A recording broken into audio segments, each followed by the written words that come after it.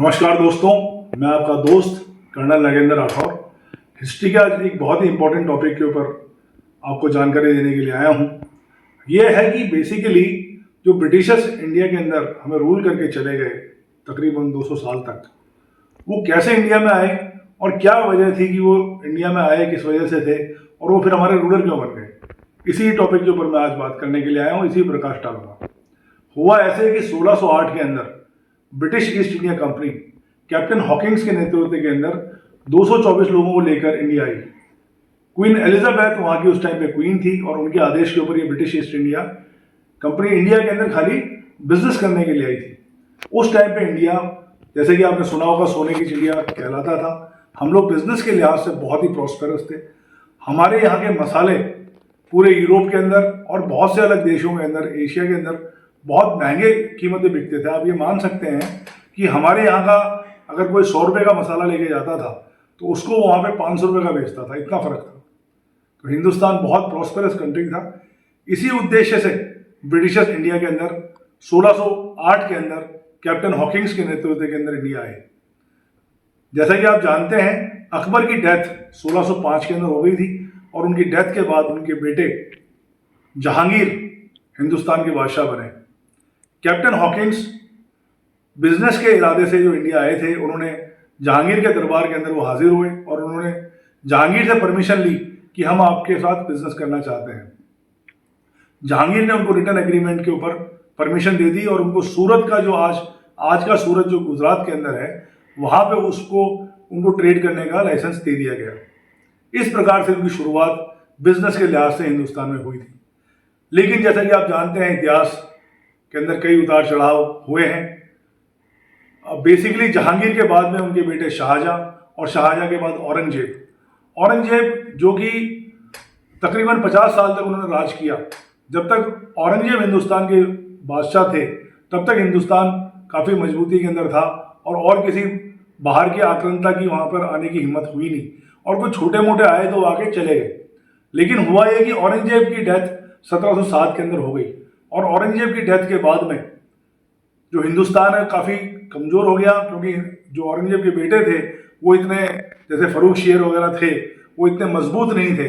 और धीरे धीरे औरंगजेब की डेथ के बाद में जो उनके गवर्नर्स थे और जो बाकी स्टेट्स जो थे, उन्होंने रिबेल करना शुरू कर दिया। उन्होंने अपनी जो मुगल साम्राज्य था उसके खिलाफ बोलना शुरू कर दिया, उसके खिलाफ वो लोग हो गए और इस तरीके से मुगल साम्राज्य धीरे धीरे बिखरने लग गया।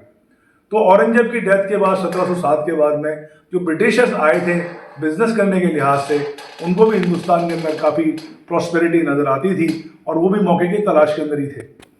तो 1757 की जो प्लासी की लड़ाई थी, इसके अंदर कैप्टन क्लाइव के नेतृत्व के अंदर कैप्टन क्लाइव ने सिराजुद्दौला को हरा दिया और अब सिराजुद्दौला को हराने के बाद ब्रिटिशर्स एक बहुत बड़ी पावर बन चुकी थी। अब इधर मराठास उस टाइम पे काफ़ी स्ट्रांग थे, लेकिन दुर्भाग्यवश, बहुत बड़ा दुर्भाग्य हिंदुस्तान के लिए ये हुआ कि मराठा, जो कि मुगलों की ताकत के बाद में, मुगलों की जब ताकत खत्म हो गई, मराठास हिंदुस्तान के अंदर रूल करने लगे। काफ़ी स्टेट्स में वो बहुत पावरफुल हो गए और ऐसा लग रहा था कि मुगलों के बाद में जो मराठास हैं वो उनकी जगह ले लेंगे।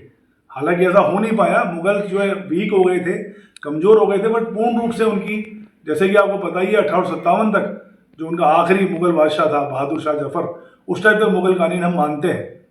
बट अब इसके अंदर इतिहास ने करवट ली 1757 की प्लासी की लड़ाई के बाद में, जो कि ब्रिटिशर्स मजबूत हो रहे थे, मराठास कमज़ोर हो रहे थे। उसके अलग कई कारण थे। 1761 के अंदर अहमद शाह अब्दाली, जो कि अफगानी शासक था, उसने हिंदुस्तान पे अटैक किया और इसी को हम पानीपत की तीसरी लड़ाई कहते हैं, जिसके अंदर मराठास को बहुत बुरी तरह से शिकस्त हुई और मराठास बहुत बुरी तरह से हार गए।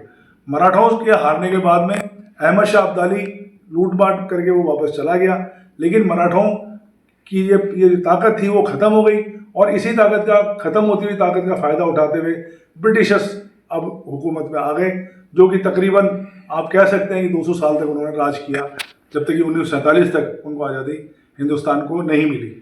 तो इस वीडियो के अंदर मैंने कोशिश करी आपको बताने के लिए कि किस प्रकार से ब्रिटिशर्स, जो ब्रिटिश ईस्ट इंडिया कंपनी को कैप्टन हॉकिंग्स की उसमें लीडरशिप के अंदर 224 लोगों के साथ आए थे, बिजनेस करने के इरादे से आए थे, और कैसे मुगल जो बादशाह औरंगजेब की डेथ किया 1707 के बाद में मुगल शासन कमजोर होता चला गया, मराठा थोड़े मजबूत हुए, ब्रिटिशर्स के को एक अच्छा मौका मिल गया। प्लासी की लड़ाई में 1757 में उन्होंने सिराजुद्दौला को हरा दिया और अहमद शाह अब्दाली ने मराठाओं को हरा दिया, और ये ब्रिटिशर्स के लिए एक बहुत अच्छा मौका था हिंदुस्तान के ऊपर अपनी हुकूमत को फैलाने का और अपने साम्राज्य को फैलाने का, जो उन्होंने फैलाया और 1947 तक ब्रिटिशर्स ने हम पे राज किया। तो ये इतिहास है, इससे सीखने की बहुत सी हमें आवश्यकता है कि जो गलतियां हमसे हुई हैं उन गलतियों को हम भविष्य में ना दोहराएं और उनसे कुछ सीखें। आशा करता हूँ मेरा ये वीडियो आपको पसंद आया होगा। हिस्ट्री के स्टूडेंट से मेरा विशेष निवेदन है कि वो इस वीडियो को अपने जो फ्रेंड्स हैं उनके साथ ज़्यादा से ज़्यादा शेयर करें, और इससे मैं आशा करता हूँ कि आपको एक नई जानकारी मिली होगी। धन्यवाद। नव वर्ष की बहुत बहुत शुभकामनाएं। मैं आप सबके लिए प्रार्थना करता हूँ कि नव वर्ष आपके लिए बहुत मंगलमय हो। Wishing you a very very happy and prosperous new year 2025। Thank you friends, thank you so much.